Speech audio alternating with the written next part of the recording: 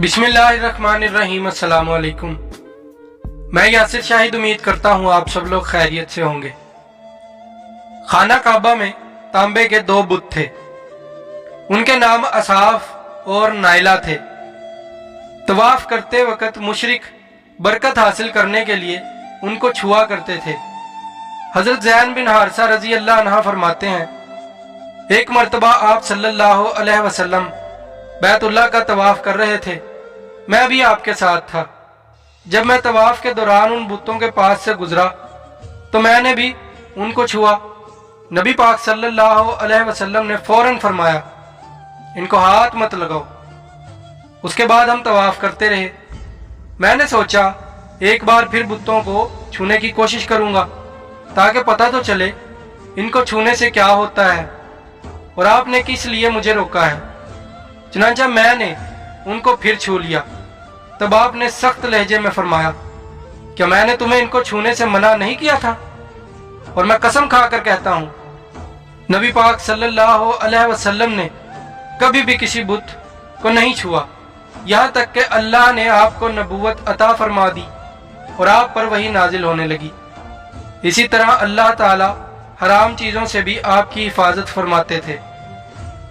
मुशरिक बुतों के नाम पर जानवर कुर्बान करते थे, फिर ये गोश्त तकसीम कर दिया जाता था या पका कर खिला दिया जाता था, लेकिन आपने कभी भी ऐसा गोश्त ना खाया।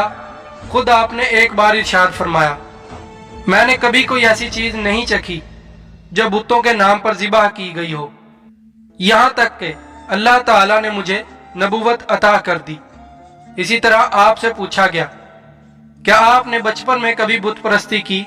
आपने इरशाद फरमाया, नहीं। आपसे फिर पूछा गया, आपने कभी शराब पी? जवाब में इरशाद फरमाया, नहीं। हालांकि उस वक्त मुझे मालूम नहीं था कि किताब अल्लाह क्या है और ईमान की तफसील क्या है। आप सल्लल्लाहु अलैहि वसल्लम के अलावा भी उस जमाने में कुछ लोग थे जो जानवरों के नाम ज़िबह किया गया गोश्त नहीं खाते थे, शराब को हाथ नहीं लगाते थे। बचपन में आपने बकरियां भी चराई। आप मक्का के लोगों की बकरियां चराया करते थे। मुआवजे के तौर पर आपको एक सिक्का दिया जाता था। आप फरमाते हैं, अल्लाह ताला ने जितने नबी भेजे उन सब ने बकरियां चराने का काम किया। मैं मक्का वालों की बकरियां करारीत सिक्का के बदले चराया करता था। मक्का वालों की बकरियों के साथ आप अपने घर वालों और रिश्तेदारों की बकरियां भी चराया करते थे। पैगंबरों ने बकरियां क्यों चराई, उसकी वजाहत यूं बयान की जाती है, इस काम में अल्लाह ताला की जबरदस्त हिकमत है। बकरी कमजोर जानवर है, लिहाजा जो शख्स बकरियां चराता है उसमें कुदरती तौर पर नरमी, मोहब्बत और इनकसारी का जज्बा पैदा हो जाता है। हर काम और पेशे की कुछ खसूसियात होती हैं। मसलन कसाब के दिल में सख्ती होती है, लोहार जफाकश होता है, माली नाजुक तबी होता है। अब जो शख्स बकरियां चराता रहा, जब वो मखलूक की तरबियत का काम शुरू करेगा तो उसकी तबीयत में से गर्मी और सख्ती निकल चुकी होती है। मखलूक की तरबियत के लिए वो बहुत नरम मिजाज हो चुका होता है और तबलीग के काम में नरम मिजाजी की बहुत ज़रूरत होती है। अरबों में एक शख्स बदर बिन मुआशर गफारी था। ये अकाज के मेले में बैठा करता था, लोगों के सामने अपनी बहादुरी के किस्से सुनाया करता था, अपनी बड़ाइयां बयान करता था। एक दिन उसने पैर फैलाकर और गर्दन अकड़ा कर कहा, मैं अरबों में से सबसे ज्यादा इज्जतदार हूं और अगर कोई ख्याल करता है कि वो ज्यादा इज्जत वाला है तो तलवार के जोर पर यह बात साबित कर दिखाए। उसके ये बड़े बोल सुनकर एक शख्स को गुस्सा आ गया। वो अचानक उस पर झपटा और उसके घुटने पर तलवार दे मारी। उसका घुटना कट गया। यह भी कहा जाता है कि घुटना सिर्फ जख्मी हुआ था। उस पर दोनों के कबीले आपस में लड़ पड़े। उनमें जंग शुरू हो गई। उस लड़ाई को फजार की पहली लड़ाई कहा जाता है। उस वक्त आप सल्लल्लाहु अलैहि वसल्लम की उम्र 10 साल थी। फजार की एक और लड़ाई बनु आमिर की एक औरत की वजह से हुई। उसमें बनु आमिर बनु कनाना से लड़े क्योंकि कनाना के एक नौजवान ने उस कबीले की किसी औरत को छेड़ा था। फजार की तीसरी लड़ाई भी बनु आमिर और बनु कनाना के दरमियान हुई। यह लड़ाई कर्ज की अदायगी के सिलसिले में हुई। फजार की इन तीनों लड़ाइयों में नबी सल्लल्लाहु अलैहि वसल्लम ने कोई हिस्सा नहीं लिया। अलबत्ता फजार की चौथी लड़ाई में आपने शिरकत फरमाई थी। अरबों के यहाँ 4 महीने ऐसे थे कि उनमें किसी का खून बहाना जायज नहीं था। ये महीने जुल्कादा, जुल्हज, मुहर्रम और रजब थे। ये लड़ाइयाँ चूंकि हुर्मत के उन महीनों में हुई, इसलिए उनका नाम फजार की लड़ाइयाँ रखा गया। फजार के माने हैं गुनाह, यानी ये लड़ाइयाँ उनका गुनाह था। चौथी लड़ाई, जिसमें नबी करीम सल्लल्लाहु अलैहि वसल्लम ने भी हिस्सा लिया, उसका नाम फजार बुराज है। ये लड़ाई इस तरह शुरू हुई। कबीला बनु कनाना के बुराज नामी एक शख्स ने एक आदमी उर्वा को कत्ल कर दिया। उर्वा का ताल्लुक कबीला हवाजन से था। ये वाकया हुर्मत वाले महीने में पेश आया। बुराज और उर्वा के खानदान के लोग यानी बनु कनाना और हवाजन उस वक्त अकाज के मेले में थे। वहीं किसी ने बनु कनाना को यह खबर पहुंचा दी कि बुराज ने उर्वा को कत्ल कर दिया है।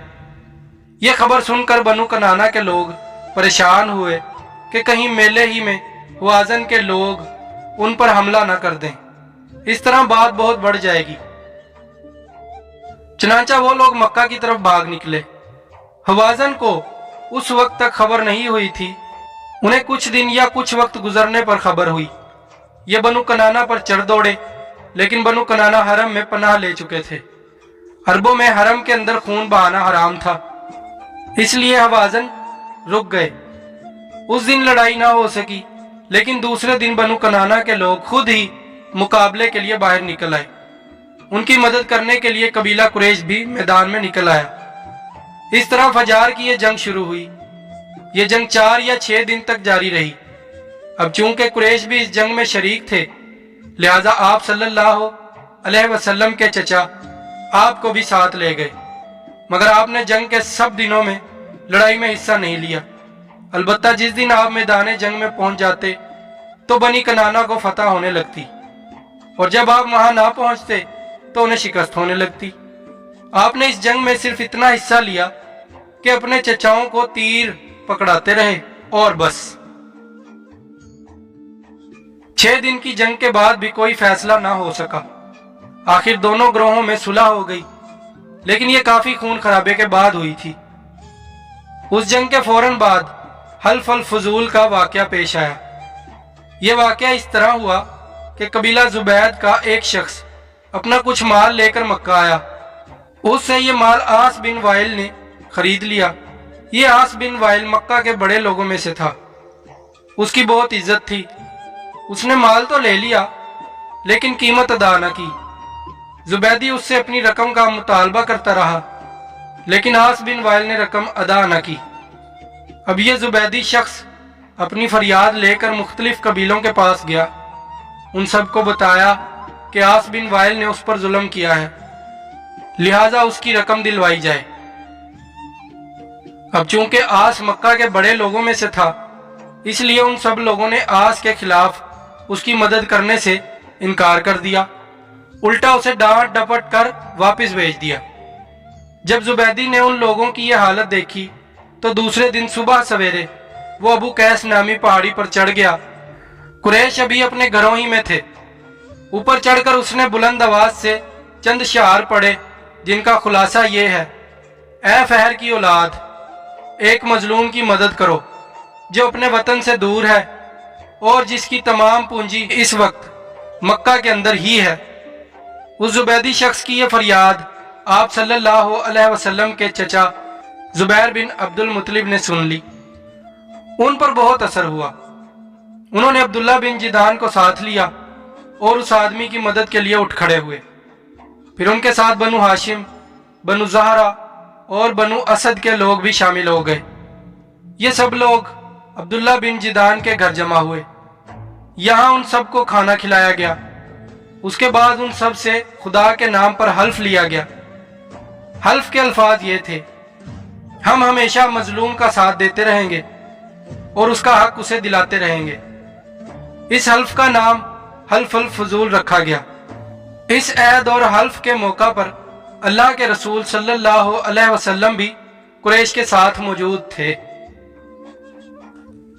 नेक्स्ट पार्ट देखने के लिए हमारी वीडियो को लाइक, शेयर, कमेंट, चैनल को सब्सक्राइब और बेल आइकन को लाजमी प्रेस कर दें ताकि आने वाली हर वीडियो का नोटिफिकेशन सबसे पहले आप तक पहुंच सके। अपना और अपने प्यारों का ख्याल रखिएगा। अल्लाह की अमान में। अल्लाह हाफिज़।